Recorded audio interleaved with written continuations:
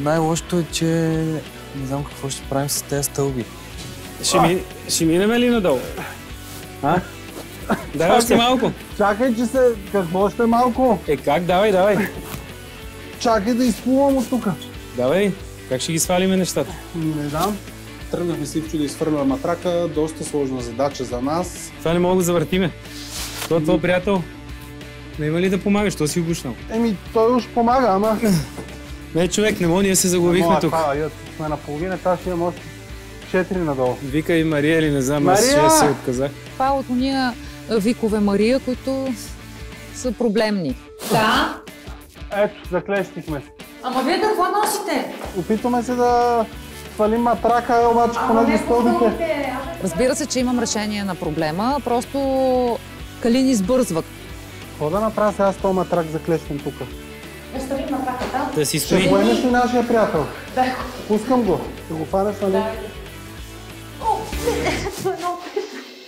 Не знам защо е взел, просто той има такова чувство за хумор. Обаче е взел плюшена играчка в неговия размер.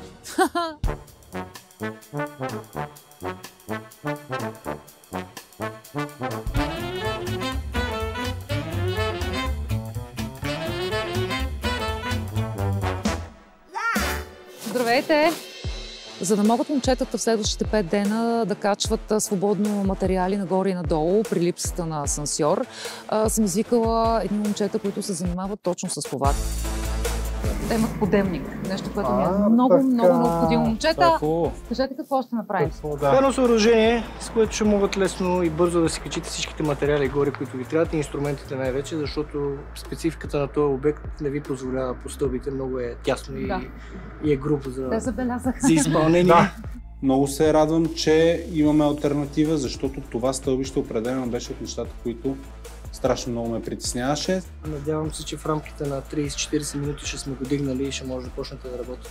Така по-добре ли? По-добре. Ако стане пък за 20 ще...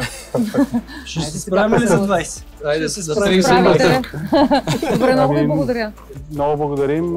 Очакваме ви горе. А това матрака, ето между стълби трябва да го правиш. Не знам как. Има един матрак за клеща? Не Знаеш. знам.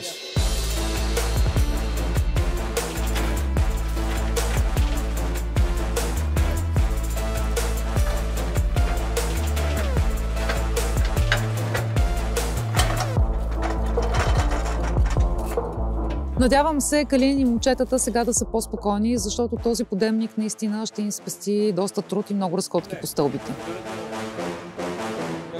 Най-тъжното нещо е, че този подемник не е предназначен за хора. Да, това е проблем и ще да се качва. Имам чувство, че вече съм се качил 3 пъти до шипка по тези стълби, като слезна и се кача веднъж. Сега ще видим, момчета, какво става с ватата. Мария ни помага с качването на материалите. Тя е координатор, отговорник и капитан на космическия кораб, който ни доставя материалите. Калин вика Мария, край! Мария тук, край, не начало, край. Какво става с ватата? Ватата е качена, край. Не, аз ще викам вече начало. Почвам да се обърквам. Секунда само, че момчетата искаха още нещо. Повтори го това. Кое да тура? Повтори го! Да го повторя. Какво трябваше да повторя? Нищо! Калин е човека, който реално ни дава зор да вършим работа, а той в същото време ни дава зор, за да има време да се лигават с Мария с нашия подемник. Друга работа, нямат ли си по-съществени? Явно си нямат. Трябват ми маски, това, което държиш, ПКС. ПКС всъщност е пържени картофки със сирене. Като се качват нещата нагоре, защо не? Ако има, качвам. Какво да направя? Има ли? Няма. Лъже! Повтарям, той лъже. Всичко е наред. Само те проверявам. Може ли малко нагоре още? Може, качвам. Още малко. Да стане малко. Така е добре. Мисля, че хората трябва да си комуникират вече само по локи-токита и да си пращат разни неща с подемник.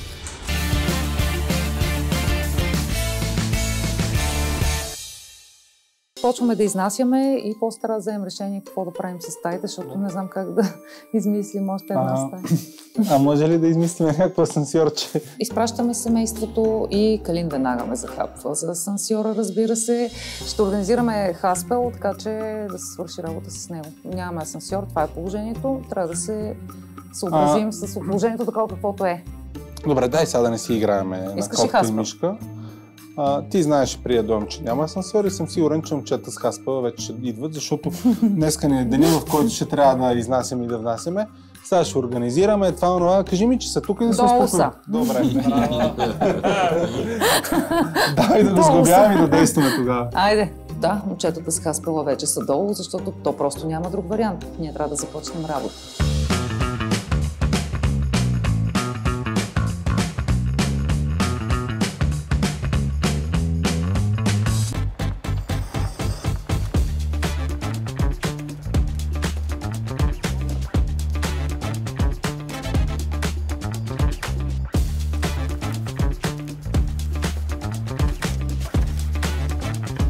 За да просъществува правилно координацията на обекта, аз трябва да се занимая с хаспела. Всъщност аз съм единствената, която не сглобява мебели и това е причината да започна да им подавам нагоре, надолу, нагоре, надолу, нагоре, надолу, нагоре, надолу разни неща.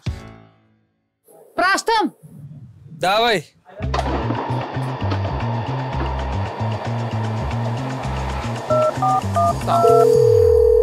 Ало!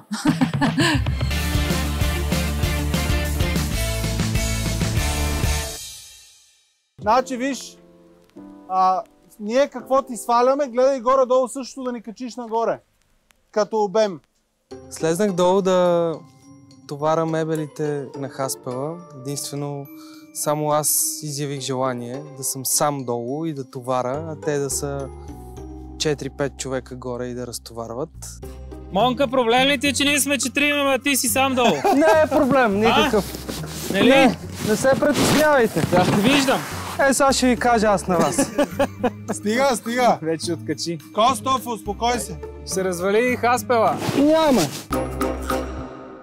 Монката не стига, че ни натовари няколко много мощни курси с мебели, абсолютно хаотично решава да качи и матрак, който на практика е нещо, което ни трябва в последните минути. Малко нагоре. За какво не е то матрак, като още нямаме легла? Леко да не бутнеме некой от това. Защото сте ме оставили сам за това. Банята ли да го занесем? Да. Бани. Всичко в банята.